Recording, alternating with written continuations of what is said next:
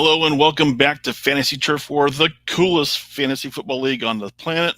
I partly say that because fantasy football is fun, so it's very cool, but also because our fearless commissioner Corey is on assignment in Antarctica, which is probably one of the coolest places on Earth. This is season 2, episode 3, and we have a lot in store for you today, but I cannot do it myself. Let me bring in my co-hosts. I've got Adam from the Fantasy Couriers, and then the Gridiron Goddess, Susan. Welcome, guys. How's your week been? Hello. Good. It's been good. Just watching camp news, trying to stay off the hype trains, keeping my head level.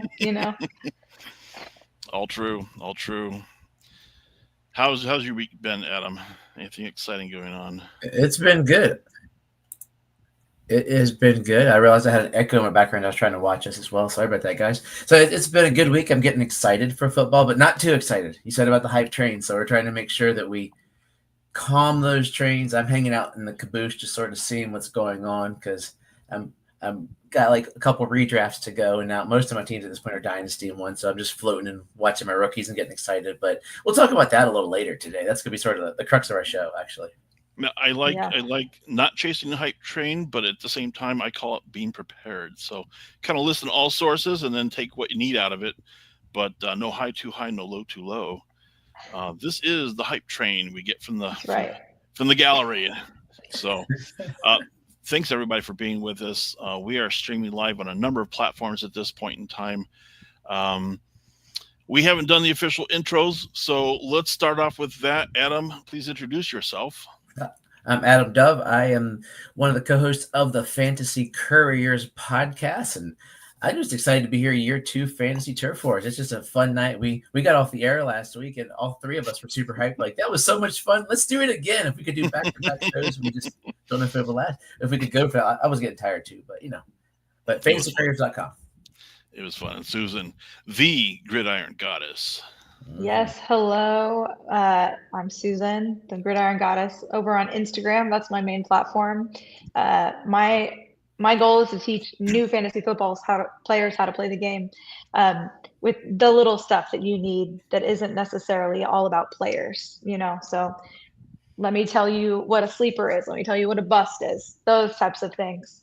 So go give me a follow on pretty much all the socials. But Feels that's like my it's like a that's my penalty-free goal. environment, if you ask me. It sounds like it's That's a safe right. place to learn. So awesome. Exactly. Kudos. So have either of you guys made any waiver moves yet in the fantasy turf war? In Turf War, no. I had this one No. trade that I had to turn down, but other than that, um, Okay. Oh Listen. no. Seriously, guys. it was a clever trade. I thought about it for a moment. I'll tell you why in a second. Uh, I'm not gonna lie. I didn't realize that was you. Oh, really? It's funny. And so if I'd known it was you, I probably would not have sent that. But I was like, I'm gonna shoot my shot with this. I don't know. We'll see. But if it was you, I probably wouldn't have. If I had realized that was you, I wouldn't have done That's it. awesome. That's so I honestly funny. thought it was a Dolphins homer trade, and I was It like, was. man, That was the goal. I was like, I was thinking about it because you're reading all this Tyreek Hill trade fodder, and I was like, well, if I get ahead of the game, I'm losing a receiver, but no, I can't do it. I can't do it. Yeah, that sounds like an exciting potential trade that just fell apart. I actually was approached with a trade, and then it immediately is rescinded before I even had a chance to even see it. But there have been some teams in my division that have already made some waiver moves, and not sure if it's buyer's remorse because you know how that happens after you get through drafting. It's like, oh my gosh, and I've got this. I need something else, or maybe it's just needful planning. So whatever the case is, I think there's been at least 3 or 4 different waiver moves in our division, and the more I start doing research, it's like, boy, there's another there's another ambulance I'd like to go chasing. Do I have any dead space I can make room for him? And then I just have to kind of temper that with a little bit with reason and say, no, I think I did pretty good with my draft. I'll stay pat for now. Yeah, it's sort of where I'm sitting right now. I'm not too nervous yet, and there hasn't been any ginormous names going down. Like, I don't think any of us had Bub Means on our team. No. I mean, No. we'll talk about one of the guys. I don't want to spoil that one, but there's one that went Yeah. down. But somebody might have had him last round, but I doubt it. So, but yeah, there's not a lot of big names. Like sometimes some seasons you're like, oh my gosh, there goes a top 10 running back. Yeah. And you draft him. Yeah. Yeah. So So far. if any of the folks listening to us have not drafted yet, then you probably can't make any waiver movers yet. So we're glad you've joined us. That's also one of the reasons why we're here today, is to talk about sleeper picks, especially in the latter rounds of drafts. But before we get into the meat and potatoes of today's show, I think we've got some business to attend to, right, Adam? Oh, we do. So let's take a quick time out to shout out to our partners at Alpha Clash, the trading card game that turns every match into a battle for glory. In the Alpha Clash universe, superheroes collide in high-stakes battles where every card you play can shift the outcome. Build your deck, unleash devastating abilities, and outmaneuver your opponents in a game that's as much brains as it is about bold moves. The artwork will pull you in, the gameplay will keep you hooked, and the community is ready to test you at every level. Head to alphaclashtcg.com and start your journey today. That's alphaclashtcg.com. It's time to enter the clash. Alpha Clash has also generously donated booster packs where you at home can win starting in September. That's a nice teaser. Starting in September, we're going to talk about what that is in the coming weeks here, because it is approaching quickly. We're already So fast. mid-August. So fast. So if you really want to know what that's about, go back to episode 1 of season 2. You'll get a little taste of what's coming up once we start the season. So today's show, sleepers, draft or dodge. And we've got a lot of fun topics here to talk about. We're focusing on sleepers, but before we jump into our list, I think it's important for us to kind of qualify what we classify as being a sleeper. So if you're looking at a quarterback, we're going to be talking about people who are outside of the top 20 quarterbacks. So you're looking pretty deep there. And then for a running back, somebody higher than his RB30. As a wide receiver, somebody outside the top 40 receivers. And so for anybody with us on any of our platforms tonight where we are live streaming, feel free to add comments in the chat rooms. Players that might be on your mind that might be considered a sleeper, we'll give you our takes. You can also save those player names until the end of the show, and then we'll try to rapid fire through our thoughts on those as well. So digging into sleepers. So when you get into the late rounds of your draft, you might find some players available that you've never heard of, or you might find some players that once were household names and maybe starters, and now they're somewhat forgotten. We've brought some of those names to the table to talk about. So let's jump in. Let's talk about some sleepers we would rather dodge than draft, and why. So, Susan, let's give us a sleeper and some rationale behind it and why you would not want to draft that player. All right. So my first sleeper to avoid is, I hate to say it, Jordan Mason. Ooh. Now, the only reason he has jumped even just a little in ADP even since I looked at this updated.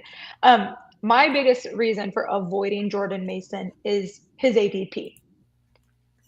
The start of the season, he is going to be a handcuff. Now, should something happen to Aaron Jones, absolutely, he will take over and he will be a great player for your team. However, I would rather take some of the people going around him. So, for example, here are some names of people going after him. J.K. Dobbins in Denver. I think I would rather have Dobbins, who is going to start the season as the starter, most likely for a low-key, gonna be good Broncos team. We talked about the Broncos last week quite a bit, actually. So I would rather have J.K. Dobbins over Jordan Mason, and he is going after Jordan Mason. Even now with the news, we're going to talk about this guy somewhere else, or this team somewhere else. But even now with the news, I would rather have Austin Eckler, especially now with the Brian Robinson news. I would rather have Eckler over Mason. So Mason's going to be great. However, I would rather be taking other players at his ADP. That's an interesting spin. I had not considered ADPs, and of course, you do bring all the statistics with you to the mat. So that is fascinating. What are you thinking about that feedback, Adam? Well, yeah, you're looking at. I mean, Jordan Mason is literally, I think, if I'm doing like 6 running backs at like half PPR, he's like 6 running backs after Aaron Jones. So if Aaron Jones plays this year, you just spent 6 picks afterwards to get his backup, and he's running like literally the guy right in front of him is ETN, who people are up and down on. Is it a tank year? Is it an ETN year? I think nobody really knows, and everybody's going to draft both, and somebody's going to be right, or everybody's going to be half right. It's going to be one of those twos. And I totally agree with the Dobbins news there. I think it's Denver once again. We love Denver. I'm on the bandwagon this year. I don't think they paid Dobbins what they paid him to sit there and watch RJ Harvey play football. But I also think Sean Payton's going to let both of those guys. That's what Sean Payton does. He can have 2 running backs flourish in a system like that. Oh, So yeah, he's known for that.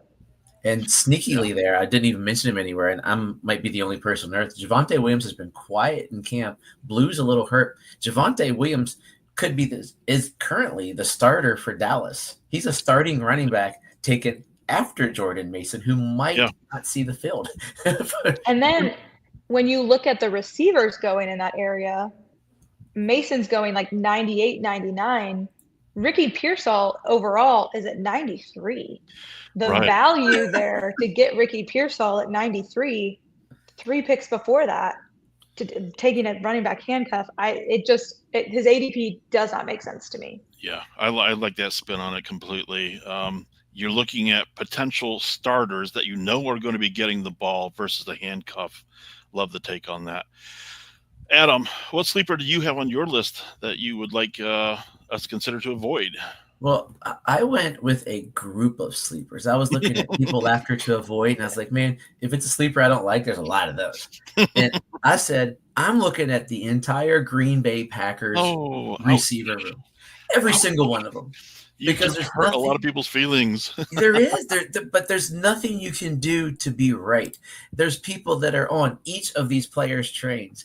They're rooting for some guy. Last year, I was all about Dontavian Wicks. I was like, man, this guy looks like he's in the offseason. He was getting the connections with Love. He was looking great. He's a big, healthy guy. Plus, he's out of UVA in Virginia, so I was super excited for that.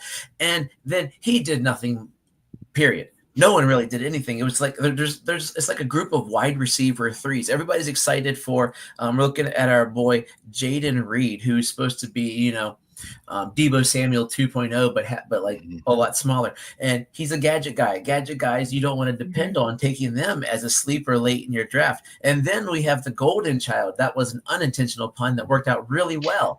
But you're looking at Matthew Golden.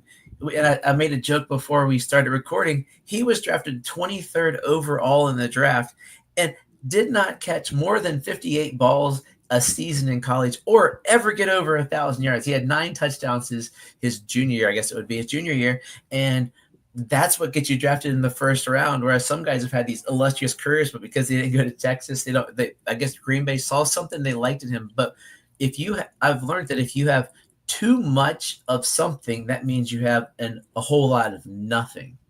Because you're looking at all. Because I think, in my opinion, the receiver I like the most in that room, but he'll never be fantasy relevant watching, is Romeo Doubs. And I hear from a lot of guys that watch him run routes, they're saying, watch Romeo Doubs on his next contract. So where he goes next year, he could be a guy that comes out. That'll be year 4 or 5 that he'll pop out because he's just a tall, good, strong guy, but he just too many mouths to feed. And I don't want a thing to do with any of these guys. And everybody has a sleeper they like. Usually it's Golden or Reed, because the Packers said, hey, Reed, you're our number one. They made sure to stroke his ego, tell him he's number one. But I think if you got too much of something, I just am staying hands off of that receiving core altogether. I like Love, but the receiving core, Susan, can you save the Packer Nation at all here, or is Adam? No, I can't, because Adam didn't even mention Tucker Kraft. I like that. Who is well, right, but he's another mouth to feed, right? Yep. Taking away from the wide receiver duos, and he and Love had a really great connection as the year was finishing last year. Mm-hmm. So he is going to be over. He will be the tight end 1 over Musgrave. However, in preseason though, Musgrave caught a 20-yard pass that went for a touchdown or something. I didn't watch the game, but so Musgrave is still going to be involved. So I am fully on board the too many mouths to feed to be relevant for a weekly starter. Now, It really, if guys go down, then yeah, you can start looking at who's left. And I mean, consolidated targets, that's what we want in fantasy yeah. football. Yeah. So Well, they've then had you that can over the start last getting couple there of from years, there. though. They've had injuries at the wide receiver spot, so maybe they just keep drafting receivers, thinking they're going to hit the gold mine somewhere or the golden mine. Um, I don't know. I don't. but I was victim to this last year too. You know, you want to take at least a stake of the Packer receivers, you think, and then maybe you get the right one. And I thought I had the right one because I had Reed early in the season, and he just went off early in the season, and then faded really quickly to the point of, gee, do I play him or not? You know, I agree. Probably too many mouths to feed, but somebody's going to try to play the lottery and they're going to try to figure out which one is going to be it. Maybe it's the new one. Maybe he's going to be the star child. And Green Bay has consistently put out good receivers. They just are factory, maybe not as much in recent times, but Or in fantasy. I would Savion rather Williams. have, I think I would go with you on this, Adam, that I would rather have Jordan Love on my team than worry about which receiver I've got. So, all right. That. The person I would like to avoid drafting, I'm going to go quarterback here. Cam Ward, quarterback, came from Tennessee, or he's on Tennessee's team right now. He's a rookie. Um, I think maybe part of the hype with Cam Ward is that we're trying to measure against last year's quarterback crop. Might be part of it, that maybe our expectations are really, really high. But I also look at the team that he's on. Yeah, he's got a couple veterans on the team that he can connect with, like Ridley and Pollard. But overall, I just don't think that there's enough talent surrounding him that are going to elevate him to the numbers that we'd like to see out of a quarterback. I think there are just too many other quarterbacks that you could draft that are better, more stable. You know what you're getting out of it. Unless you are part of maybe a league where you have to have three quarterbacks, then maybe you have to dip to somebody like Cam Ward. He definitely has some good tools, but I've just not seen enough in preseason right now that just impresses me. And cameos or highlights from college can only do you so much, So I think right now I just haven't seen a full litmus test with Cam Ward, but I also believe that he's still going to be there in the early weeks of the season if something changes with your team, or if you have injuries that you've got to backfill. Maybe even Cam Ward just starts putting up fantasy numbers that become relevant. But I think over time there could be some upside to him, but I think he's still an unproven commodity. But like I said, I just think maybe it's unfair we measure him against last year's quarterback crops. But right now, he's quarterback 26, which means there's a lot of other quarterbacks out there that I would probably rather take instead. You know what's funny? You know who quarterback 25 is? We might move Cam Ward up a slot. It's Geno Smith.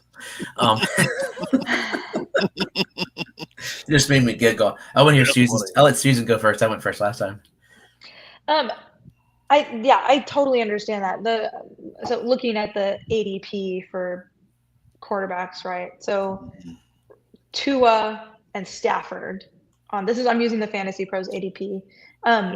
That's who's going on either side of him.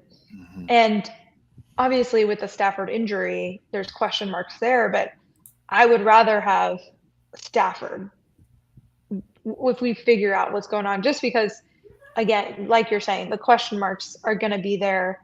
And I think that he will grow, and eventually I do think he has the skill set to be that team's quarterback. But for fantasy purposes, it's just there's other options that you don't need to be taking him. Yeah, I'm with you there. And you're looking there's a sneaky guy after him, which is Aaron Rodgers, who I do not like Aaron Rodgers. But I looked at Aaron Rodgers' terrible season last year. He still threw for like 29 touchdowns and like 30s, was it 36? I had it up when I was reading some stats about him. When I read an article today about DK Metcalf being the only guy in town, he's got to be fed by Rodgers. And I think Rodgers will have better stats. Cam Ward, he is. I agree with you 100%, Susan. If if I'm looking at him a couple years down the road, he could be a decent quarterback coming out of the Titans thought so. They gave him the first pick in the draft, and he's been showing signs, but yeah, fantasy, he scares me. But the thing is, also I'm looking at, unless I need 3 quarterbacks, is a good point, or even 2 quarterbacks, and I really wait. There's even guys after. I almost would be tempted to take Daniel Jones, who was just named the starter in the Colts.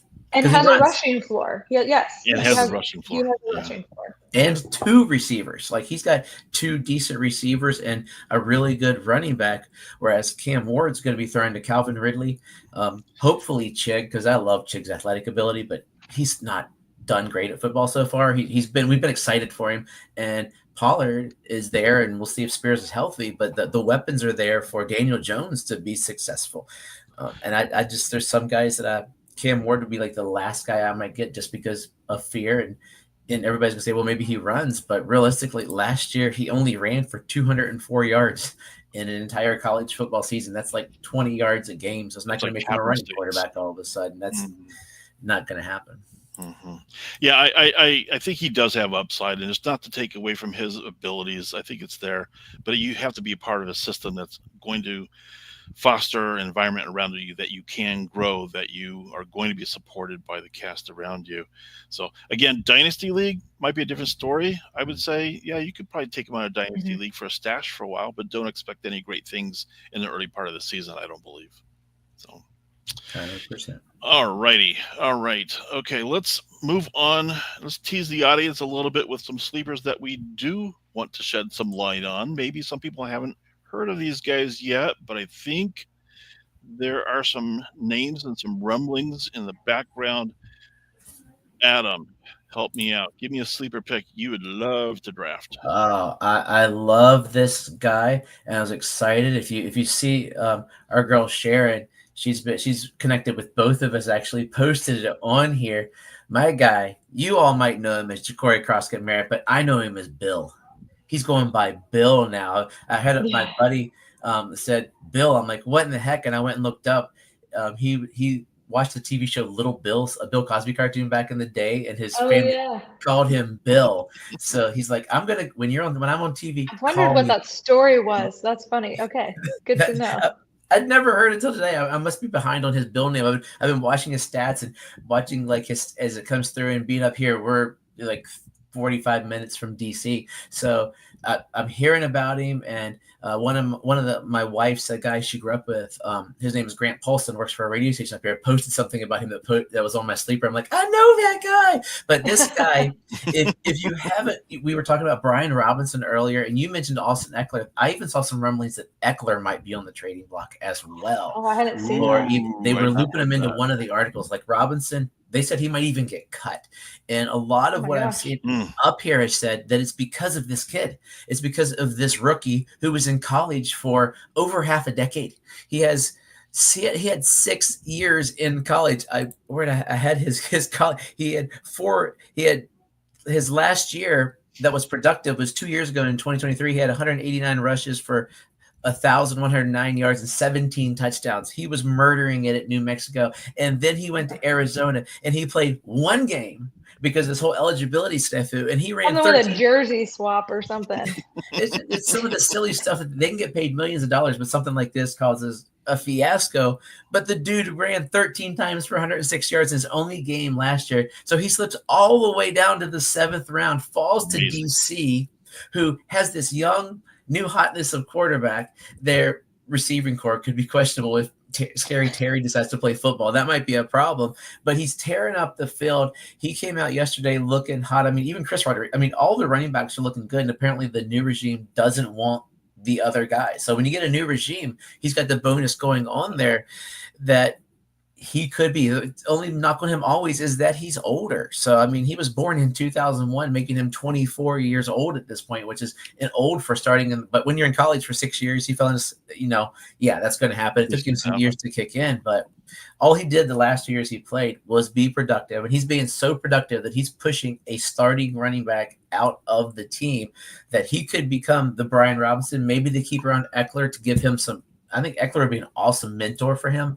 to help him to even learn the game more, give him some of the passing roles. But you're getting Croskett-Merritt so late in the draft. I got him with, I Free. think, my last pick for like $1 or $2 in our auction draft because I love him so much. I have him in like guys, and one of my buddies, he's like, you always get these guys in our dynasty league. I'd have no money ever in our dynasty auction, and I get guys like that. I got Puka for a chump change. I got him. I got our boy out of Chicago.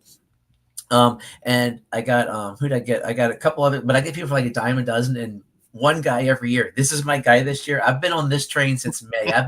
We can go back and find me mentioning this guy in the Couriers podcast just because that one game at Arizona and what he did the year before that. I am excited because he'll be around here. I'll be hearing about him, and hopefully he'll help Jaden Daniels avoid that sophomore slump that I'm scared of, that I don't think is going to happen, but I don't want him to CJ Stroud me.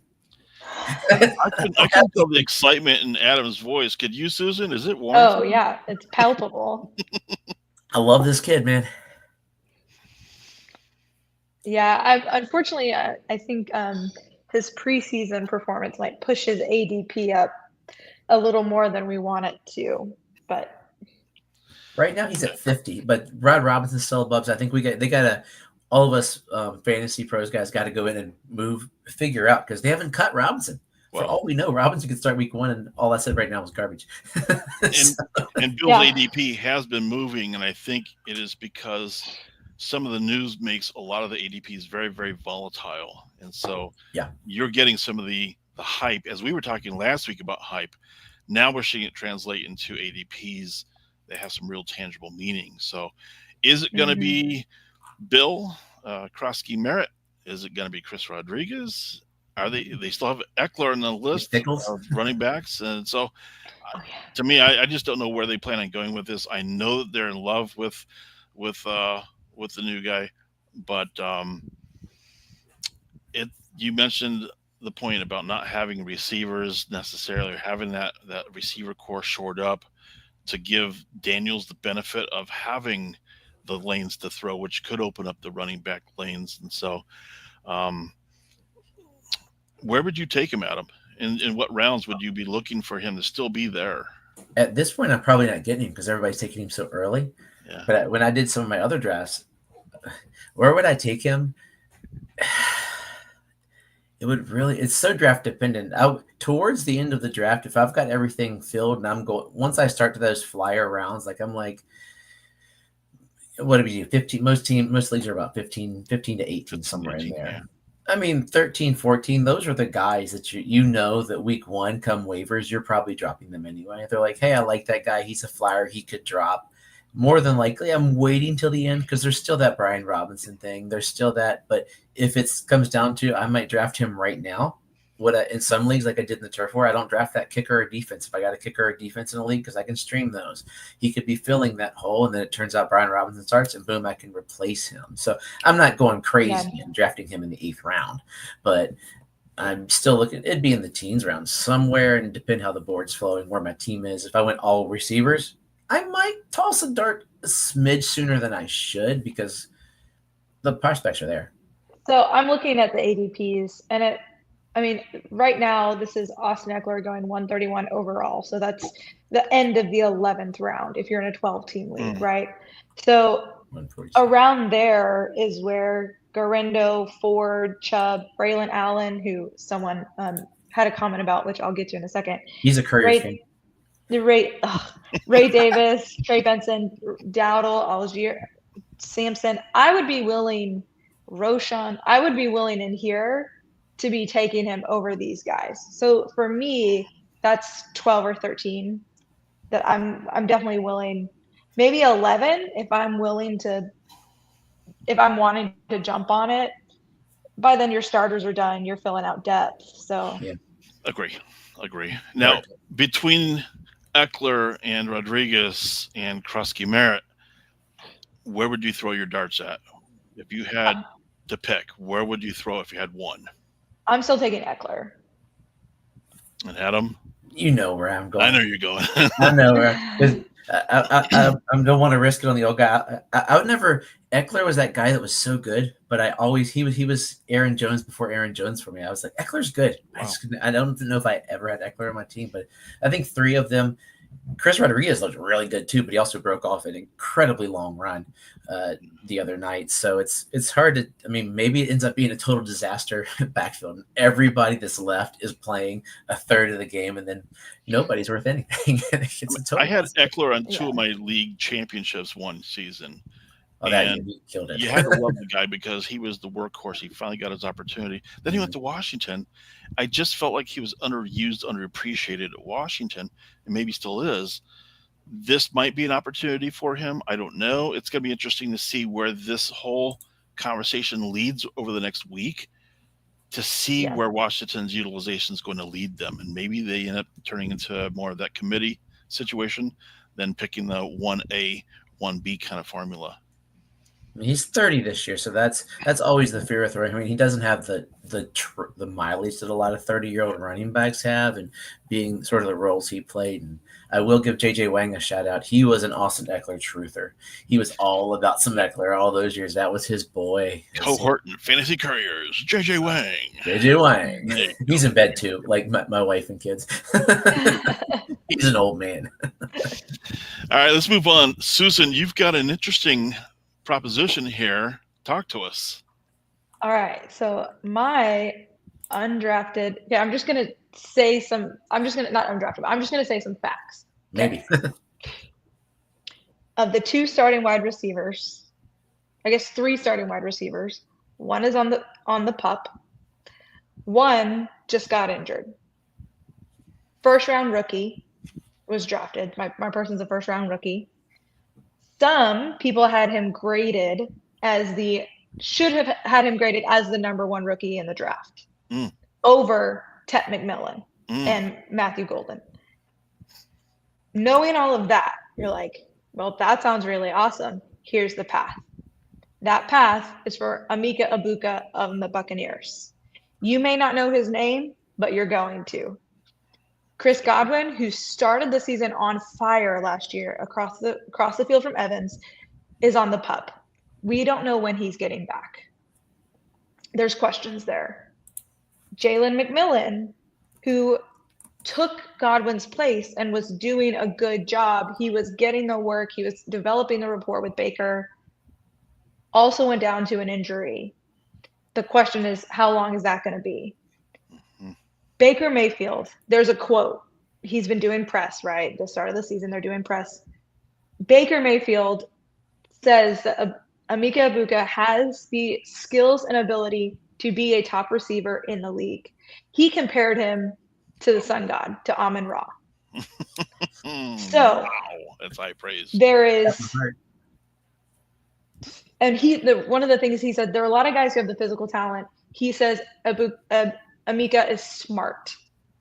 He says he's got it between the ears. He knows the playbook already, that they can put him literally anywhere on the field right now. Wherever they need him to be, he can run the play. So I am, however high Adam is on Bill, that's me on Emeka Egbuka, because I have faith in Baker. I think Baker is so underrated. And here's a rookie receiver, so talented and smart, according to the people around him, that he is just going to get in there and it's going to be fire. I am ready for it. That's fantastic. Add to that, Adam. I'm sure you've got something for us. Coming into this year, until literally 6 hours ago, I was not as excited because McMillan looked good last year. I watched him. I was having him in areas, and Egbuka came in, and we were basically calling him JSN Part 2 because JSN came into a crowded receiver room, and then everything faded away. Jason killed it last year, and this year to the moon for Jackson Smith and Jigba, for those who want to know what JSN is in Seattle, because now he's the alpha. And we thought the same thing with him, because Ohio State now apparently is wide receiver university. All they do is create these really good wide receivers who, as long as they don't play for the Jets or get a concussion, are spectacular. And, I mean, when they play, Olave is spectacular when he plays. Hopefully he can play this year and his head's good. Garrett Wilson, 1 year he'll get a quarterback, and then he'll be really, really good, and not just we know he's good. And he's the same way. Egbuka is right there with Marvin Harrison Jr. All those guys are spectacular, and I love where he's going. I love Baker as well. I'm a Baker truther. I was hyping him when he got to Tampa. I was so excited. We know Mike Evans is going to get 1,001 yards. We know that for sure. That's a guarantee. There is no way he's not getting 1,001 yards, or else everybody in that office, in that team, will be fired this year because they want the record. I can guarantee you that is something on their wall. But this kid here, with everything that's doing, think of the Green Bay Packers discussion we had. There were 6,000 guys to throw to.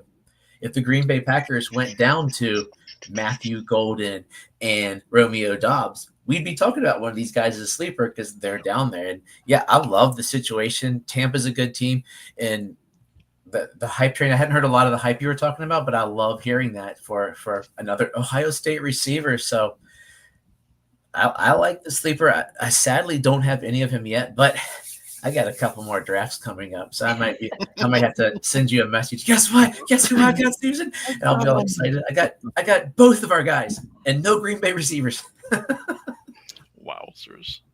I've always been on the Baker Mayfield wagon as well. I thought coming out of Oklahoma, I expected he was going to have a long career, as long as he had receivers in a program that would work with him.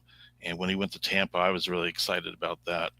And I knew that was going to be a good fit for him with that receiver core.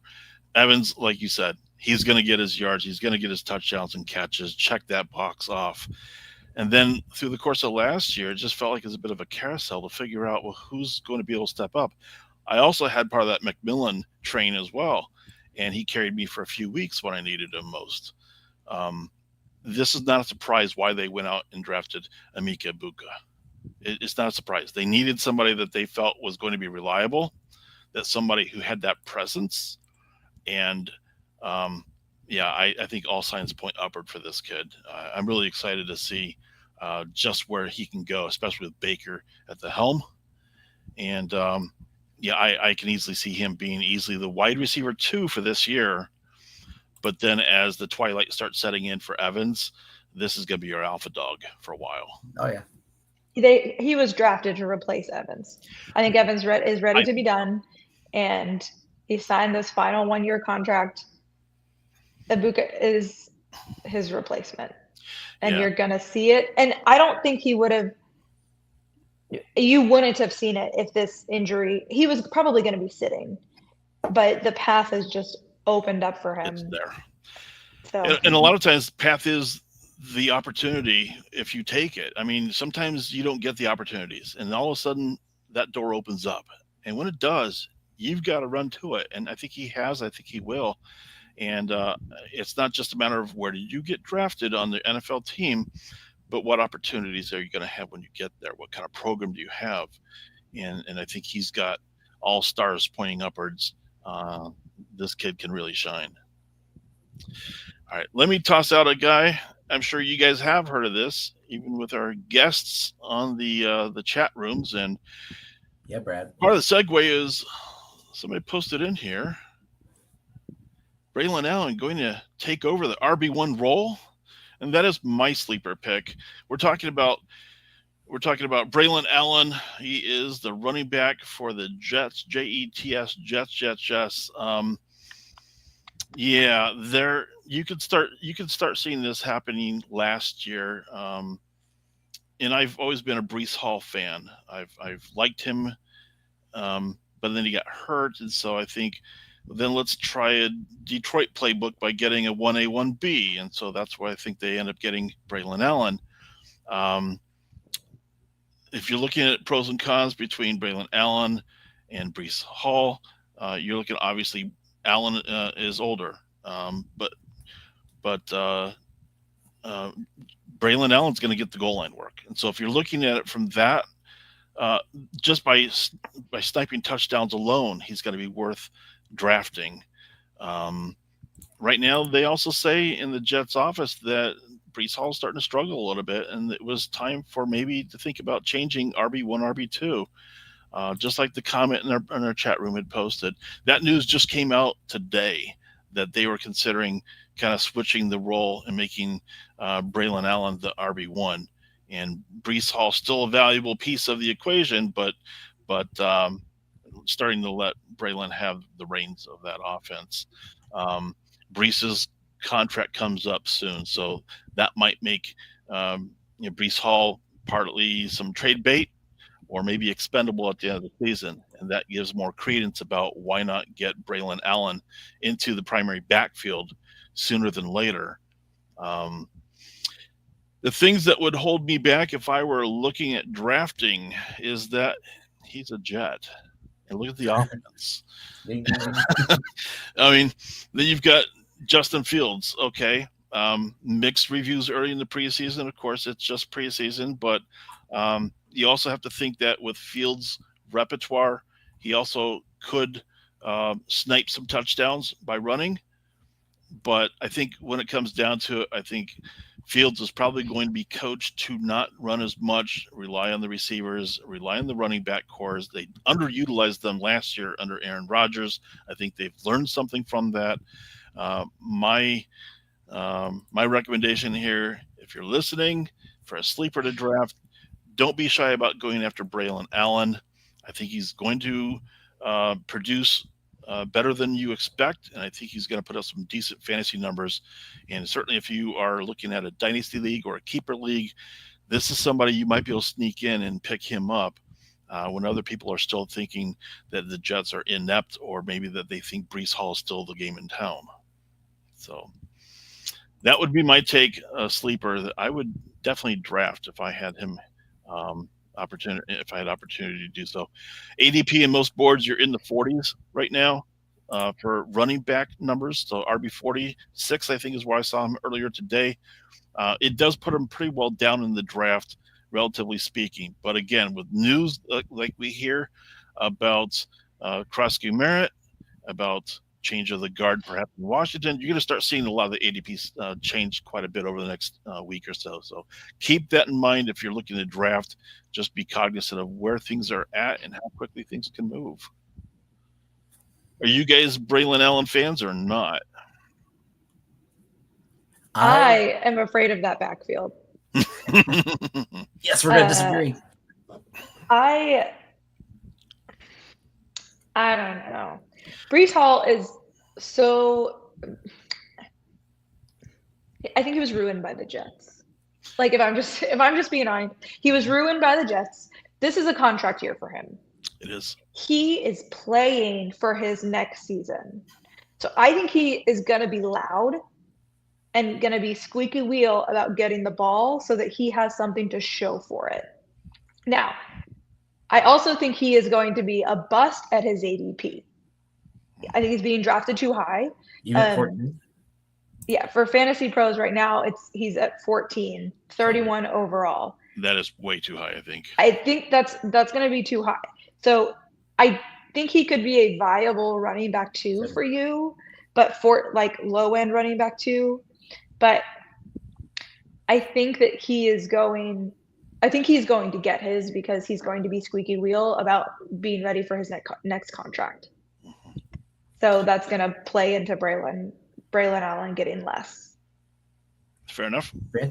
Fantasy Pros heard you, and he just dropped 3 spots today from 14. Oh, really? It's literally on there, -3 spots. So I didn't see it. It literally just had I said 14 because that was the number I knew, and I'd been looking at it. I was like, wait, he just literally on the thing, he just dropped down 3 spots. He's swapped with Kenneth Walker, who moved up to his spot. But I got a question the other week. Which one running back outside the top 60 do you plan on targeting in the final rounds of your drafts? The response that I wrote, and it's in a Fantasy Pros article somewhere here, was Braylon Allen. I think Brees Hall, I think we talked about it here, and I talked about other podcasts, is for some reason we're infatuated with Brees Hall as a fantasy community. He's a great football player who has never gotten 1,000 yards as a running back. His power is in the catch. His strength is going to come in the Alvin Kamara kind of role. And even though we got the defensive coach coming to the Jets, he still has there was a team there. So if he does do that Detroit kind of thing, Braylon Allen is a big boy, 6'1", 235. I made something that's going to kick me in the tail, but I've seen some comparisons to that. He's like a littler version of Derrick Henry. He's just going to be the bowling ball there, whereas you got he's like 15 pounds lighter, like an inch or so shorter than the King. So he's going to be the bowling ball in that system. Justin Fields, you say he's not going to run. Justin Fields is going to run. Justin Fields doesn't. His first read is to run. His second read is to maybe to throw to somebody. But I'm hoping that they'll focus so much on him. He can't. Oh no, it's not as bad as Tyler Shuckdown, that pass from Tyler Shuckdown in New Orleans where he missed the receiver by like 8 yards and it fell to the ground. That was watch that reel if you haven't seen it, everybody. But I just think the path for him to, and the question was, who would you draft in like the last round? I would draft him late because I think in a year, we're gonna have him way up here. This year, the Jets might go, hey, you know what? They could go with what Susan's saying and just Brees is going to be gone. Let's grind him into the ground. Run him to the ground. Let's take out all of his tread for another team. Or they could say, hey, let's see what we got. Or let's Thunder and Lightning. Or like every team at this point. Maybe I'm missing something, but a lot of teams think they have a chance, and we know you are not going to the playoffs. Jets, you are not going to the playoffs. Justin Fields. You heard it here first. Justin Fields, you might think you're a Jet next year. We don't think you are. There's a decent quarterback class next year. We could have another Manning in New York. Who knows what's going to go on in New York? But if it goes to New York, it's a hot mess. It's actually worse than my Dolphins. It's thank goodness because they are the team on earth that I hate the most. Having Jets on my team hurts, but I like Braylon Allen. I like his size, and he's going to fall into that. What happened to Steven Jackson? That was some terrible teams. So Steven Jackson just was big and strong, and he ran through people. Braylon Allen could do that, and at the latter rounds, I'm willing to toss a dart there. Agree. Yeah, I would not spend much draft capital on Braylon Allen for sure. But if you start digging down to the latter rounds, this could be somebody who ends up starting for your team. Rachaad White, Najee Harris, Ray Davis, Tajee Spears, Quinshon Judkins are ranked higher than Braylon Allen. Quinshon Judkins might not get a contract this year because they're holding off currently to see what the NFL investigation goes. Yep. So you're getting guys up here. Ramondre Stevenson, that'd be a push there because he's going to be. We don't really know. Like Travion Henderson, we think is great. Are they going to split it? But Ray Davis is getting drafted before Braylon Allen. I couldn't do that. To me, it speaks about Buffalo's program, though. I mean, Ray is great, and when Cook was not in the offense last year, Ray Davis, man, he put up numbers. It's like, that's a gold mine. And I was wondering what would happen with Cooks if he didn't re-sign his contract. Then you had Davis already in the wings, so they didn't have to pay Cook up in Buffalo if they had Ray Davis in the wings like that. He's a good player up there for sure. But you're right. The question is, do you go get a player like Ray Davis or some of the other ones that you'd mentioned that might be either in timeshares or maybe just handcuffs only, or do you take a speculation shot at somebody like Braylon who could be the sole breadwinner by the end of the season? It's hard to say. We don't know what's going to happen come trade deadline, or maybe they will just run Breece Hall into the ground. And I think that's where it comes into everybody who's listening to these podcasts is don't take our word for it. We're just here to give you our perspectives, our opinions, but do your own homework. Figure out what's going to be work best for your specific draft, for your style of draft. And when you come down to starting to fill your roster spots, and you might see some of the names we popped up on the show tonight, it might sway you to either take them or not take them. But again, you got to do your own homework on those kinds of things. But all right, that's great. Now, anybody in the chat room, if you got any players, maybe you've got an opinion about them, maybe you don't. Dart a name out in the chat rooms, and we'll give you a quick take on them if you'd like.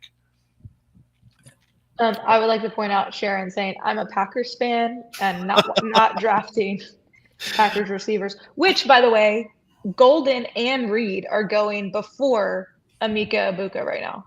Yeah, again, people want to take a shot. Thank you.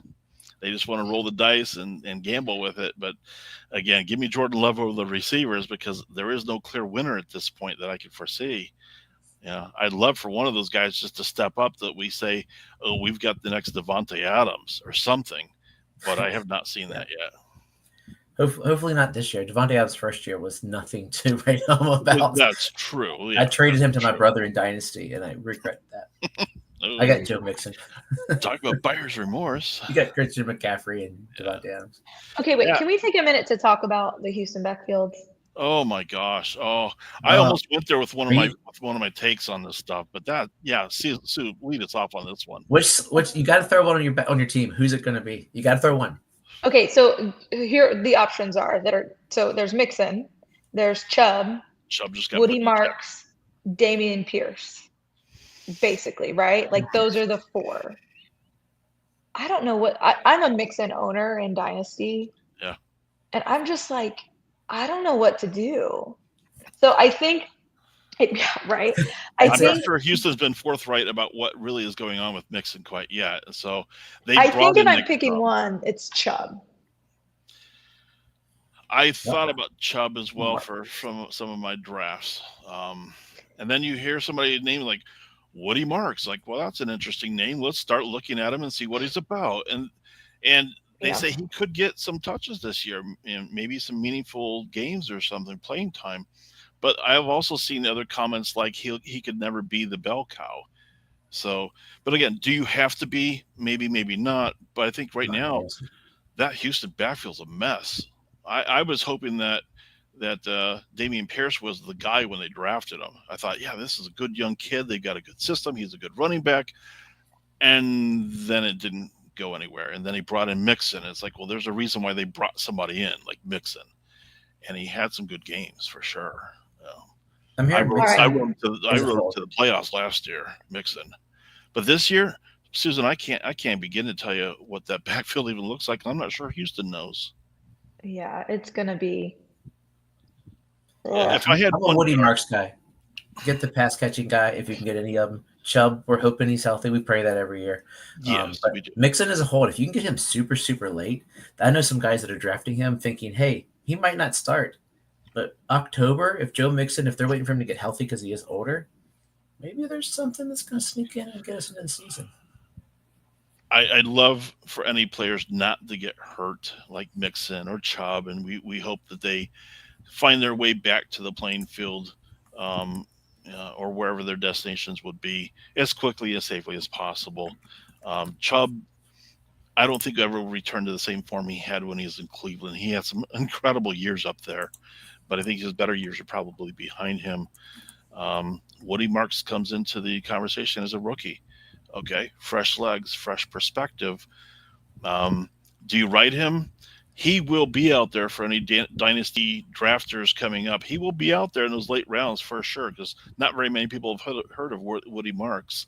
Um, You will. you probably will hear something, but exactly how serviceable, you'd have to have that little the 8 ball that you shake up and turn it over to see. That's what I think right now about that backfield. You have to see what does the 8 ball say. Oh, Douglas Daly, one of my favorite people on earth. Douglas Daly. Okay. Any of So the rookie running backs not getting the hype that you were thinking flying under the radar? So I was looking at the names of the rookie running backs who are on teams, and the one that popped out at me when I was thinking about it is, as of right now, is that is not getting hype is Sampson. Let's go. He's in, speaking of Cleveland running backs, Yeah. he was drafted several rounds after Quinshon Judkins, Yeah. and he is getting reps with Ford. So I think if you're going to have a 1-2 punch right now, you're looking at Sampson being that second option for the team, because who knows what's going to happen with Judkins. And I think he is definitely someone you can try to take a flyer on, because he was going in the 3rd round, I think, of rookie drafts after the NFL draft. Yeah. Just keep an eye on that Junkin situation though. But Yes, I agree. yes. I love this kid. I hope he gets the opportunities too, but time will tell, especially in Cleveland. You just don't quite know how much you can actually get on the bandwagon from anybody from Cleveland until they start proving you otherwise. But I do like that kid. I do like him. One other person I would probably toss out there, flying a little bit under the radar right now, Bracial Tootin out of Jacksonville. People are like, who? Who's that? Because right now he is sitting behind ETN. He is sitting behind Tank Bigsby. But if they start getting dissatisfied with either one of them, I would bet that they wouldn't hesitate starting to move that ball over to Tootin, to get some more reps, more game time. So keep your eye on Bracial Tootin as a flyer, somebody that you might throw a dart, maybe a speculation pick, maybe in Oh, those deep rounds. Kyle Monan guy. I talked about him before. He's getting some hype, so he's got a little, but he's actually getting drafted after Dylan Sampson because of the Cleveland stuff. Yeah. Running back for Chicago. Everybody was freaking out because he was held out of the last preseason game, which the coach came out and said, it's because he's healthy. The Right, two yeah. other backs in there are not healthy. Yeah. That's funny, Doug. That's Um, awesome. the two running backs are not healthy. So if he's there, and if they truly don't like Swift, which I'm not sure, because you hear nothing about Swift. Maybe Swift is going to come out and just go bonkers. Oh. That he could be a guy that comes in there. I've been on the train. I posted that on one of our threads, and they told me I can't have Bill and Monan guy all on the same team. So, but those are my bandwagon guys. I tried That's to awesome. sneak them in all the last rounds, but I think it's one to watch, especially if we think the Bears are good. Sharon says she's got Chubb. Should she go drop him for Bill? I'm gonna say no. I don't know. I think it I'm gonna depends say what else no. we've got. I mean, how deep is that running back bench that she's got to know what am I swapping? Am I swapping a depth player, or am I looking to get true value to production as my RB2 on my team or a flex? Here's my problem. Brian Robinson is not gone yet. True. If Brian Robinson was gone, I think I would say yes, go for it, because at that point you're looking only at Eckler ahead of him. Hmm. Yeah. But Robinson's not gone. Until Robinson actually leaves, I would not do that. Would you draft Javonte Williams before Merritt? No, I would not. And I'm a Cowboy fan. You see, Yeah. you know where I'm going? It's hard because he's going to be the starter. And like the running back on Dallas should be good, but Javonte is Should just be. not. I'm looking at two guys with Could be. knees that are made of like screws and tendons and stuff sewed onto their knees. Like Nick Chubb just been. That's the hard part with Chubb is he. We love Nick Chubb. We saw Nick Chubb and we're enamored by the amazingness that is Nick Chubb, just like we like Breece Hall catching the ball out of the backfield. Mhm.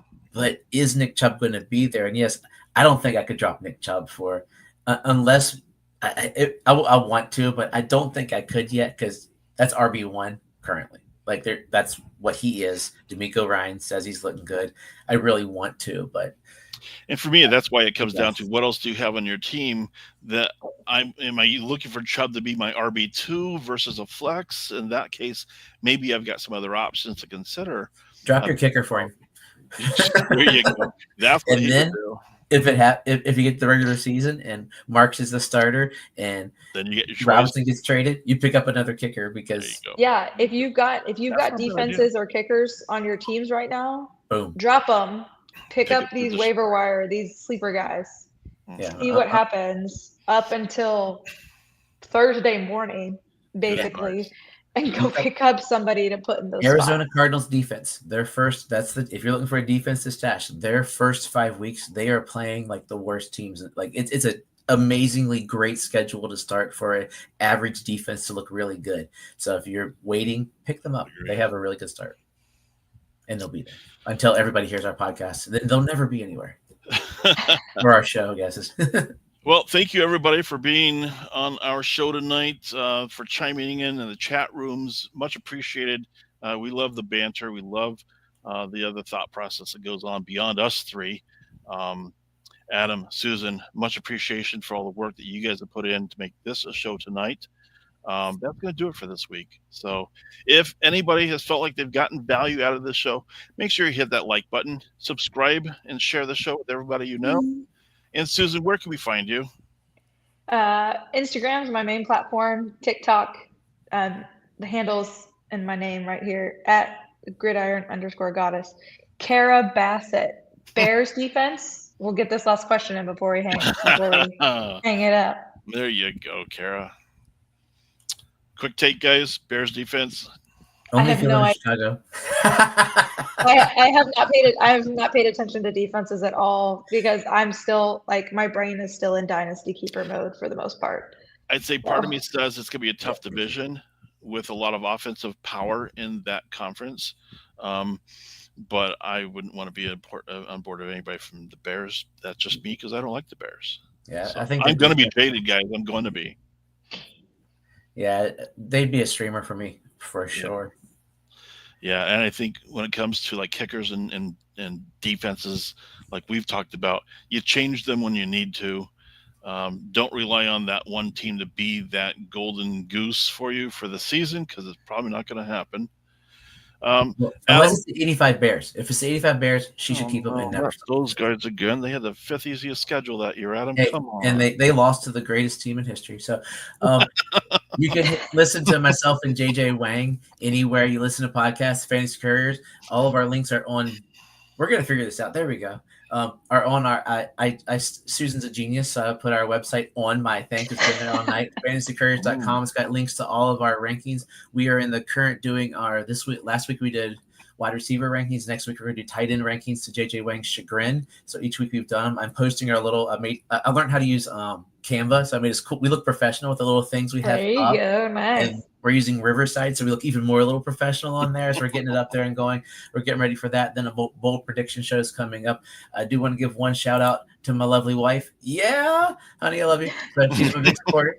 My wife says, "Let's go." She stayed awake and posted that an hour ago. Good night. She's asleep. So but yeah, hit us up anywhere. And I do think Adam won the engagement contest this week. we both We'll share. see. Yes, we do. And she liked both of our sleepers. She just picked up. I love that she picked up both of our sleepers this week. That's spectacular. That is Or awesome, as both of them. guys. Just like you guys are awesome. I don't know where I would be without both you, Adam and Susan, to be part of this group. I am completely humbled to be a part of your hour with this group here as well.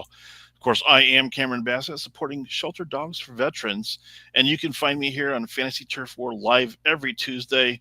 Be excellent to each other, be kind, and until the next time, keep moving forward. See you.